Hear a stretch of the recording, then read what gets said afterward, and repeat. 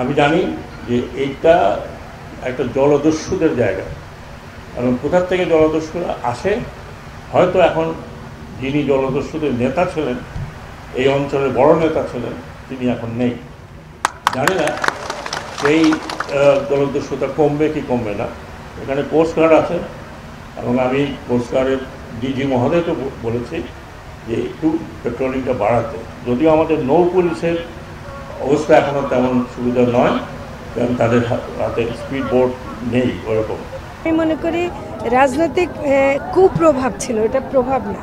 রাজনৈতিক কুপ্রভাব মানে এটা দখলে রাখার জন্য, তাদের নিজের হাতে রাখার জন্য। এই যে চিন্তা করেন, এই কার্ড করে এই যে চালটা কেড়ে নেওয়া, এটার মতো হীন কাজ আর কি হতে পারে।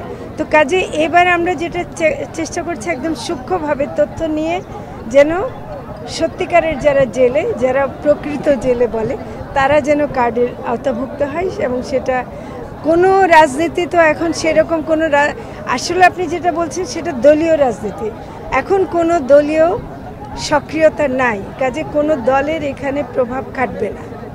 আমাদের কাজ হলো যে মৎস্য ধরার যে নিষেধাজ্ঞা, কতগুলো সময় ঘোষিত সময় থাকে, মা ইলিশ রক্ষা, জাটকা রক্ষা, এগুলো রক্ষার জন্য যে সময়কাল থাকে, সেই সময়কালে যেন কেউ মাছ না ধরে।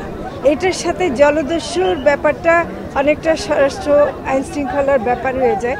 তবেও আমি বলি যে কোস্টগার্ড এবং নৌ পুলিশ এবং নৌবাহিনী করছে, আমি এমনিতে বলবো যে তাদেরও সক্ষমতা আরও বাড়ানো দরকার।